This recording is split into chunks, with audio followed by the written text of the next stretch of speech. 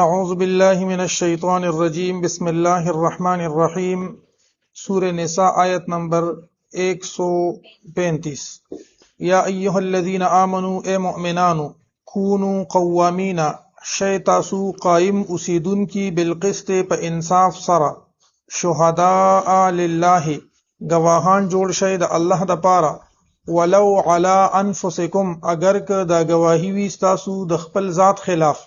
اول والدین یا د مور او پلار والاقربین یا د خپلوانو ان یکن غنیا او فقیرا کچریوی د چا خلاف چې گواہی کیږي ان یکن غنیا کوي د مالدار او فقیرا یا فقیر فالله اولا بهما نو الله ډیر مهربان دی په دغه دواړو باندې فلا تتبعوا الهوى نو تاسو تابعداري مکوئ د خواهشات خپلو ان تعدلوا دا چې تاسو به عدل اونکه وان تلووا او تعرضوا او که تاسو جبتاو کې یعنی غلط بیانی وکړي او تعرضوا یا مخواړوي فإن الله پس بشک الله تبارک وتعالى کان بما تعملون خبيرا دی په هغه سوچ تاسو کوي خبردار. الله تبارک وتعالى ارشاد فرمای اے مؤمنانو تاسو په عدل او انصاف سره قائم اوسئ او د الله تبارک وتعالى د رضا لپاره گواہی ورکوي چې کله یو معامله راشي نو هغه معامله کې تاسو د الله رضا مندۍ ته ګورئ دې ته مه ګورئ چې دا زما پلار دی دا مې مور دا چې دینو دا ما ته خپل نقصان دی یا دا زما خپلوانو ته نقصان دی ګټې او فائدې ته به نه ګورئ تاسو به په عدل او انصاف سره د الله دپاره ګواهي ورکوئ چې کله یو انسان په یو معامله کې راشي زمونږ د پښتنو دا طریقه ده هغه وایي چې دا مې رور دی او دا مې ماما او کاکا زوی دی نو په غلطه به م ورسره ودرېږم وي دا خو لا ته په حقه وي په غلطه به م در سره ودرېږم نو په غلطه باندې ودرېدلو نه الله تبارک وتعالی په دې آیت کریمه باندې منع کړی ده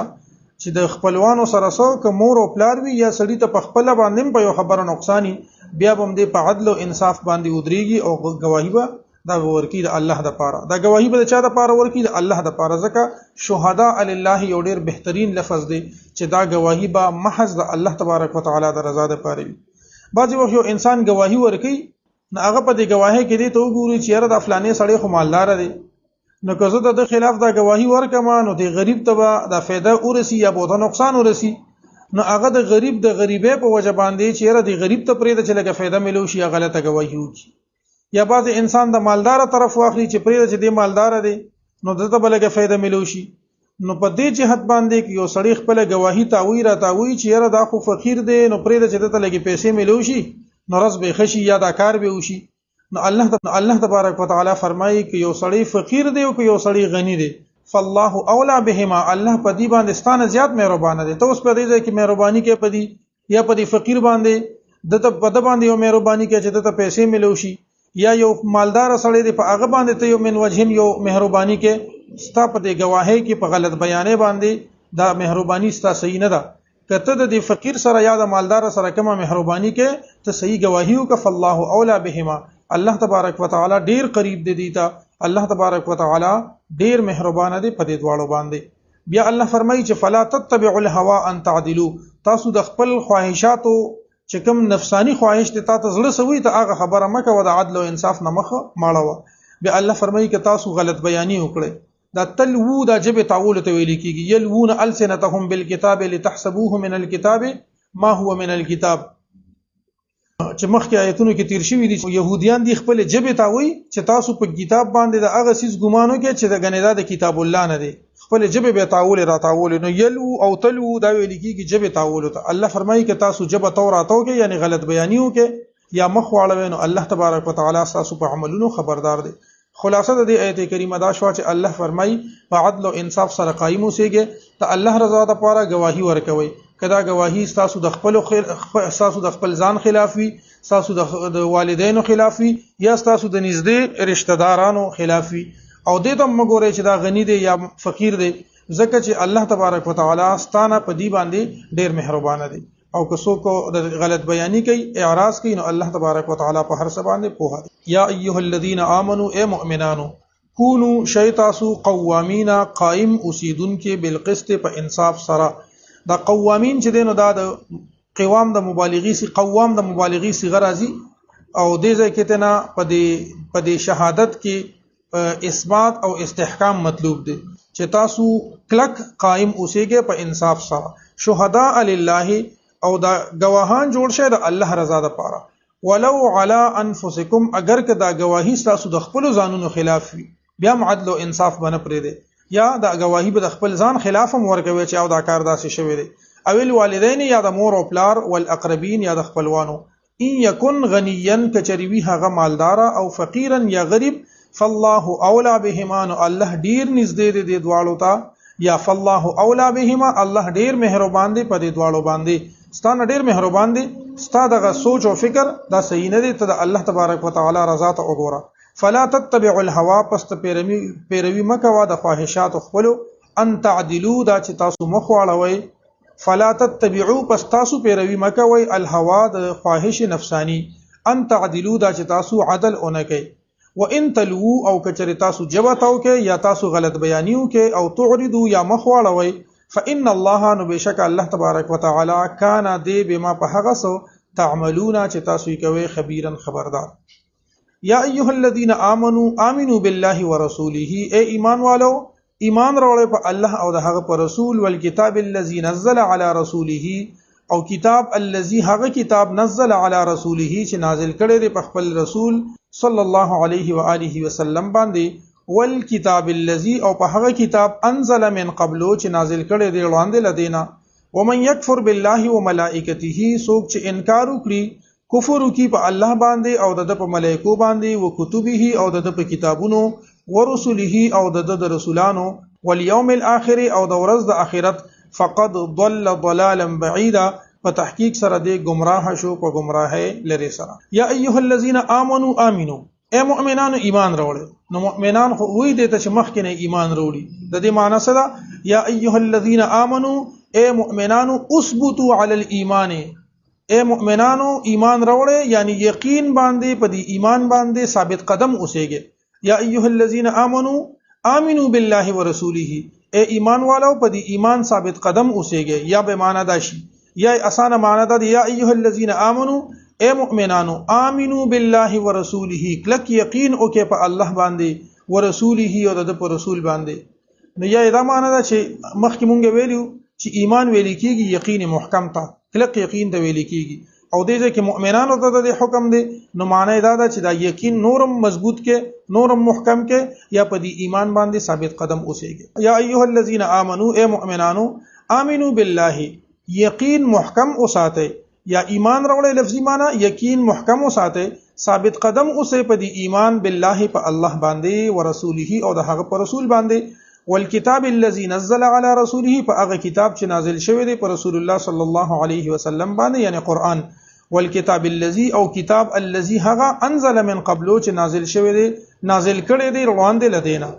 نو د دینه مراد نور آسمانی کتابونه ومن يكفر بالله وملائکته سوک چې کفر وکي یعنی انکار وکي د الله نه وملائکته د هغه د فرشتونو او کتبه د هغه د کتابونو نه ورسله د هغه د رسولانو نه واليوم الاخر ورځ د اخرت نه فقد ضل ضلالا بعيدا نو د گمراه شو په گمراهه لري سره ان الذين امنوا بشک هغه کسان چې ایمان قبول کو ثم كفروا بیا کفر کو ثم امنوا بیا ایمان قبول کو ثم كفروا بیا کفر کو ثم ازدادوا كفرا بیا زیات شل په کفر کې لم يكن الله ليغفر لهم ندی الله تبارک وتعالى چې بخنه وکي دوی ته ولا ليهديهم سبيلا او ندی چې اوخی دي تلار الله تبارک وتعالى د هغه مرتدین په باره کې چې هغه خلک چې غیب دین اسلام فتوحات وکتل چې اسلام خو په کامیابی باندې روان دي نو ایمان به قبول بیا به چې کله د جهاد د تلو حکم راغی سختی براله بیا به واپس کفر ته راوړل بیا به چرته اسلام کې فتوحات شو اسلام به مضبوط شو په ظاهري لحاظ سره به نورم مضبوط ښکار شو دی به بیا ایمان راوړو چې بیا به ته تکلیف ورسېدو بیا به کفر ته راوړېدل به د ګډ مثالی چې کله یو کنډک ته منډه وي کله بل کنډک ته د منافقینو مثال نبی کریم صلی الله علیه وسلم په هغه ګډ سره ورکړی دی چې د دوه کنډکونو په منځ کې روان وي کله یو کنډک ته منډه کی الته وګوري هغه کنډک کې خوښ نشي بیا دی بل کنډک ته منډه کی نو دواړه کنډکونه په خپل ترتیب رواني او د منافق سړی چې وي د لکه دغه اوتره ګډه پشان کله یو خوا منډه وي کله بل خوا منډه وي نو الله دغه مرتدینو په باره کې د دینه پس بیا د منافقینو ذکر هم دی ورپسې چې الله تبارک وتعالى فرمای هغه کسان چې ایمان وروړو بیا کفر وکړو بیا توبه وباسل ایمان وروړو بیا کفر وکړو بیا په دې کفر کې مخ کې لاړل الله تبارک وتعالى دغه مرتدین او ته دغه دین اسلام نه وتون کو ته دي ته چې دینو مغفرت نه کوي او نه بدی ته د هدایت لار اوخی ان الذين امنوا بشک هغه کسان چې ایمان قبول کو ثم كفروا بیا کفر کو ثم امنوا بیا ایمان قبول کو ثم كفروا بیا کفر کو دوزل شو ثم ازدادوا كفرا بیا زیات شول په کفر کې یعنی کفر کې روان دي لاړل لم يكن الله ليغفر لهم ندي الله تبارک وتعالى چې بخنو کې دوی ته ولا ليهديهم سبيلا او ندي الله تبارک وتعالى چې اوخی دوی ته سملار بشر المنافقین زیر ورک منافقین ته بان لهم چې بشک وی بد دوی د پاره عذابا الیما دردناک عذاب الذين هغه کسان منافقین هغه کسان يتخذون الكافرين چې دی جوړوي کافران اولیاء دوستان من دون المؤمنین سوا د مؤمنانو نه ايبتغون ایا دوی لټوي عندهم د دوی سره العزت عزت فان العزه لله جميعا بشک عزت د الله د پاره دی ټول دې ځکه د منافقینو ذکر په بشر باندې شروع کیږي بشر چې دینو دا ویل کیږي زیری ته او زیری د خوشاله په موقع باندې وي نو دا زیری وي بشارت خوشخبری او چې د غم په موقع باندې یا د تکلیف په موقع باندې د تاسو د زیری لفظ کی نو د ته پیغور ویل کیږي طعنه ورته ویل کیږي یو قسم خندا په تور باندې د لفظ استعمالي لکه چې یو سړی کور کې د ملمنونه تنګي او خزه وته وي چې زیره می در باندې نور ملمان رالل نو دغه زیره چې دی نو دا به تور طعنه یا به تور خندا یا به تور پیغور د لفظ استعمالي نو الله فرمایي چې اے نبی علیہ الصلوۃ والسلام دا منافقین خدا سي داسې چلونه کوي بشر المنافقین بان لهم عذابا الیما دې تزیر ورکه چې د دې لپاره دردناک عذاب دی به طور طنز یا به طور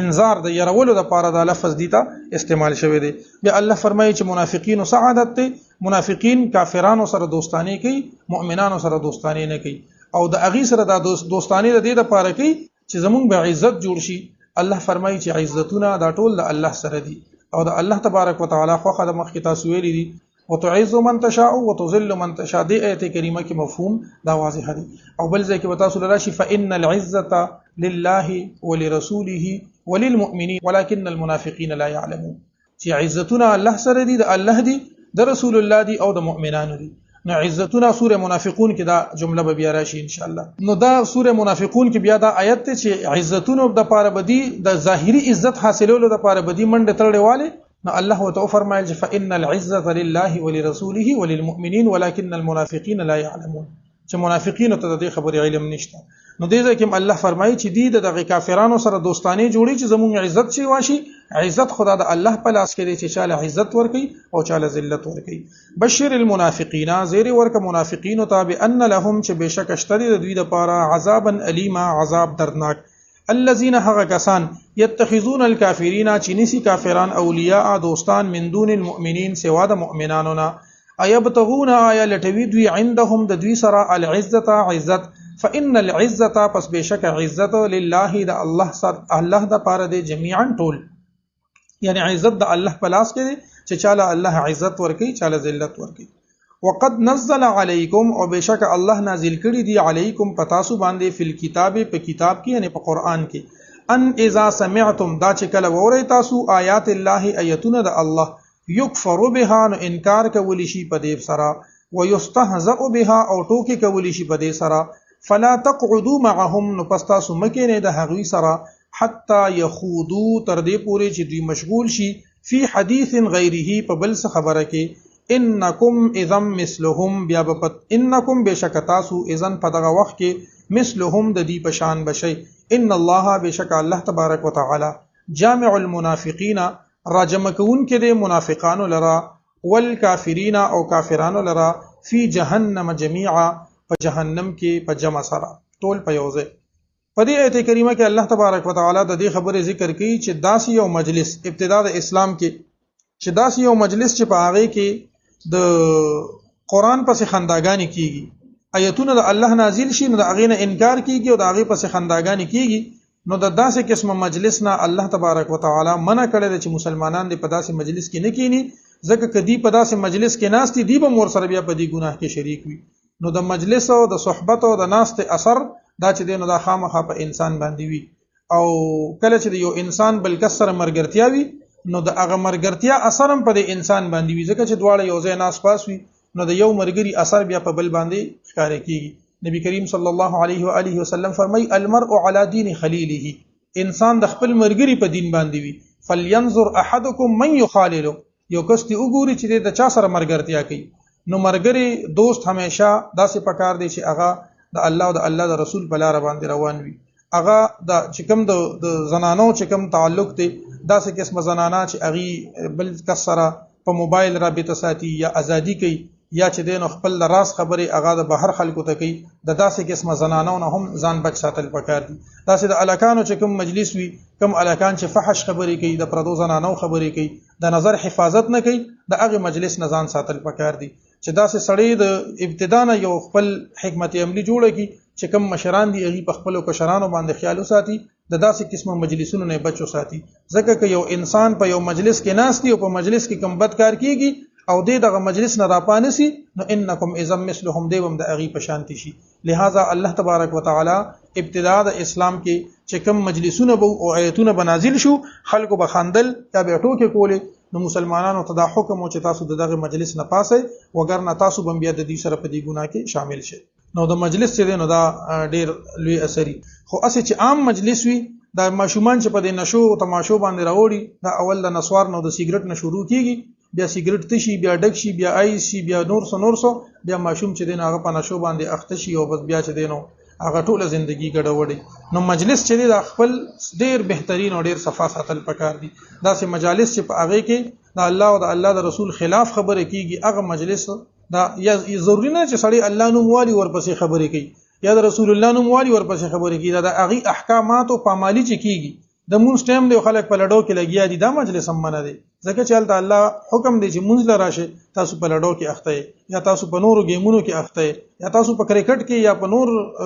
مشاغلو کې چې دینو سړی مصروف وي، نو دغه مجلسونه ټیک نه دي. الله دې زمونږ مجلسونه خسته کړي. نو الله فرمایي وقد نزل علیکم، او بشکه هغه نازل کړي دي په تاسو باندې، وقد نزل او هغه نازل کړي دي علیکم په تاسو باندې فی الكتاب په کتاب کې. ان اذا سمعتم دروست حکم راځي چې د نازل کړي دي. ان اذا سمعتم کله چې ووري تاسو آیات الله آیتونه د الله یکفر بها چې انکار کوي شي د هغه نه یا کفر کوي شي په هغه سره، ويستهزأ بها او ټوکی کوي شي په هغه سره، فلا تقعدوا معهم پس تاسو مکه د هغه سره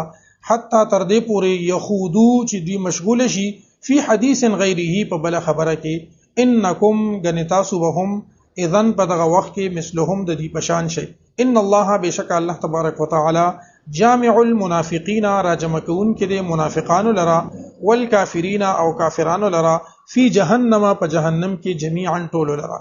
الذين هغه منافقان يتربصون بكم چې انتظار کوي تاسو، فان كان لكم فتح کچریتاسو ته حاصل شي فتح من الله د الله د طرفنا، قالوا ندوی الم نکم معکم آیا نو مونږ تاسو سره، وان كان للكافرين او کچریوی د کافرانو د پاره نصیب صحیحا یا فائدہ، قالوا ندوی الم نستحوذ علیکم آیا نو غالب شوی مونږ پتاسو، ونمنعکم من المؤمنین او مونږ نه بچ کړی تاسو د مسلمانانو نه، فالله يحكم بينكم الله به فیصلو کی د دې پمینس کې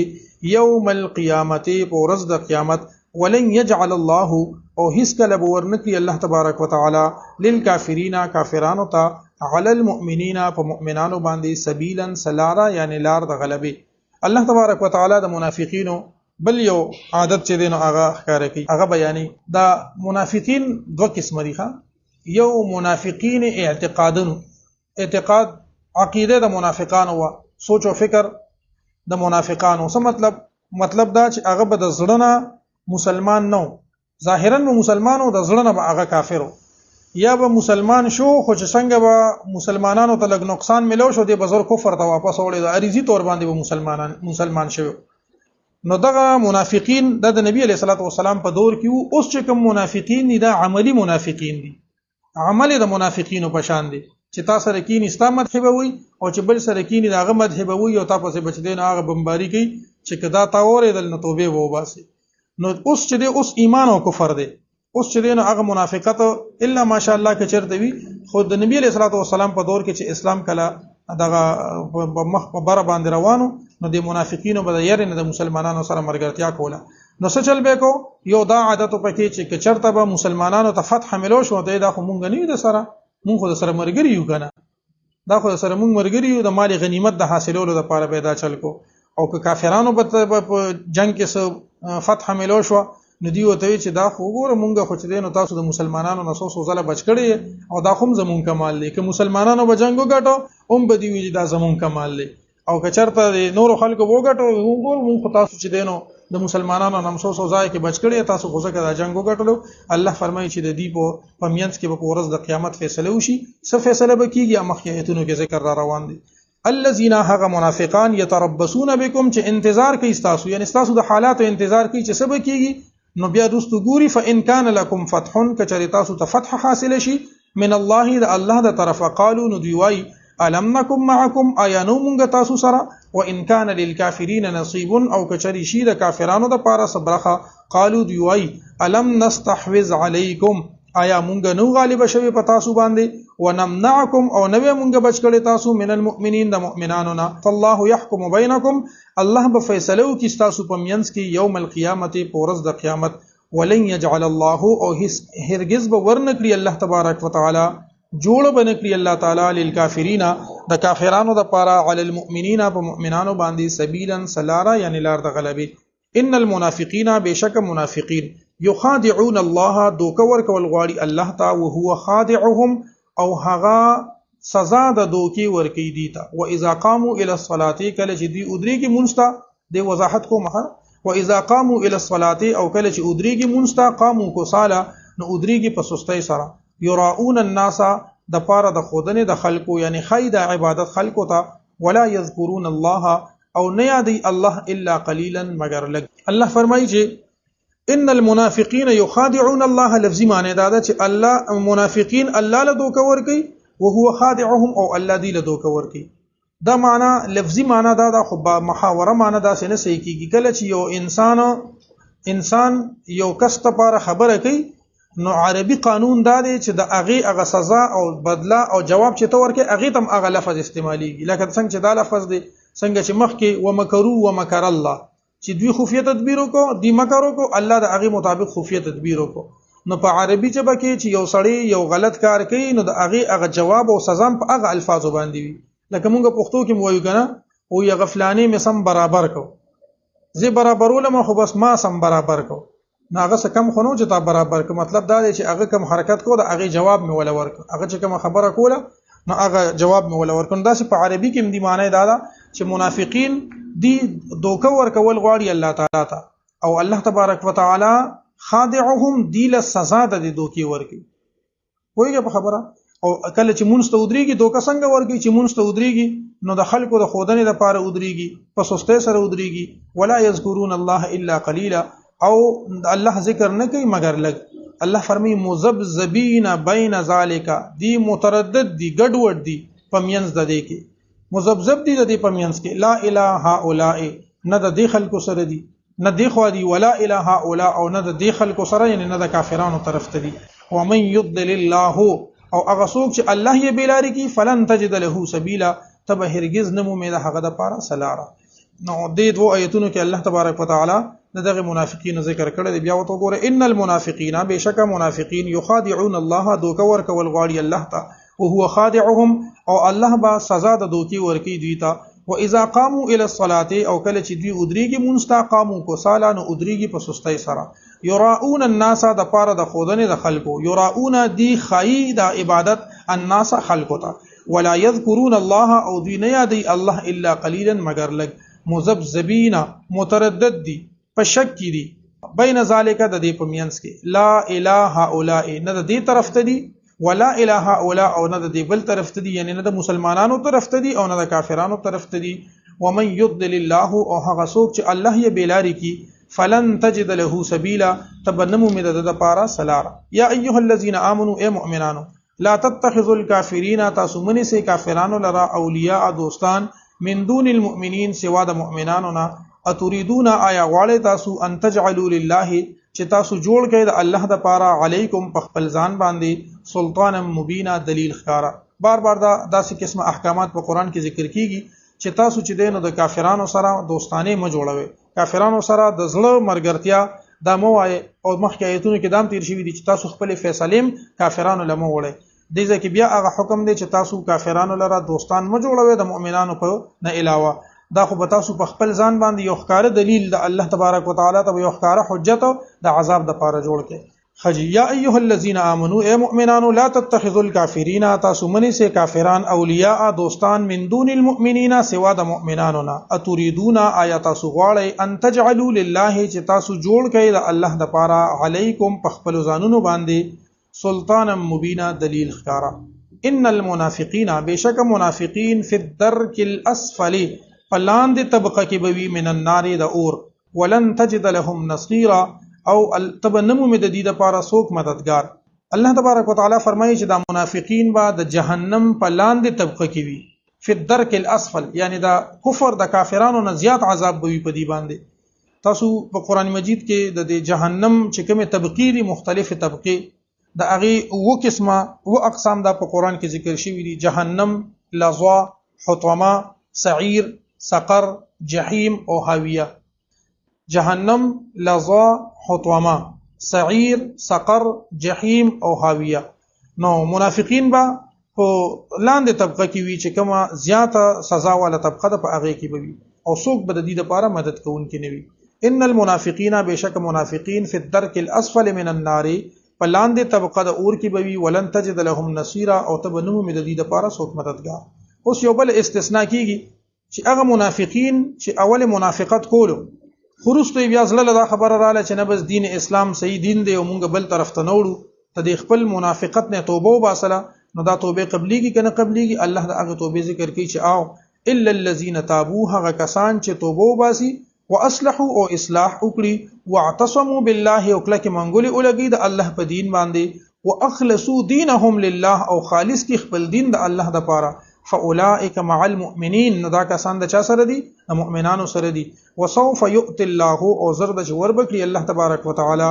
المؤمنین مؤمنانو ته اجرا عظیما اجر لوی. یعنی منافقین په درک کې اسفل کې پلاند طبقه کې وي، خو هغه کسان کې اغي توبه وباسله اصلاح وکړه خپل دین الله ته خالص کو دی به د مؤمنانو سره او الله به مؤمنانو ته لوی اجر ورکړي. ما يفعل الله بعذابکم سکی الله تاسو په عذاب ورکولو ان شکرتم وآمنتم که تاسو شکر وکړئ او ایمان راوړئ. وکان الله شاکرا علیما او دی الله تبارک وتعالى قدردان د شکر استونکو علیما او په دې. الله فرمایي چې دا دون عذابونو ذکر وشو که تاسو ایمان راوړئ تاسو شکر وکړئ تاسو ایمان راوړئ نو الله ته څه ضرورت ته چې تاسو له خامخا تکلیف درکې. دا تکلیف چې تاسو له درکې دا عذاب چې درکې دا تاسو د عملونو په وجه باندې درکې. که تاسو ایمان راوړو شکر هم ادا کو نو الله څه کوي چې بیا تاسو له عذاب درکې. یعنی که څوک ایمان راوړي او د دین اسلام په صحیح طریقه باندې رواني په خپل معاملاتو کې شکر ادا کوي نو الله تبارک وتعالى بیا هغه باندې عذاب بل اغله نه ورکي بلکې نعمتونه د جنت بوله ورکي. الله دې زموږ نصیب وګرځي. ما يفعل الله سکی الله تبارک وتعالى بعذابکم تاسو په عذاب درکولو ان شکرتم وآمنتم که تاسو شکر وکئ وآمنتم او ایمان قبول کئ. وکان الله شاکرا علیما او دی الله تبارک وتعالى قدردانا علیما او پوها. صدق الله العظیم وصلی الله تعالی علی خیر خلقه محمد وآله واصحابه اجمعین.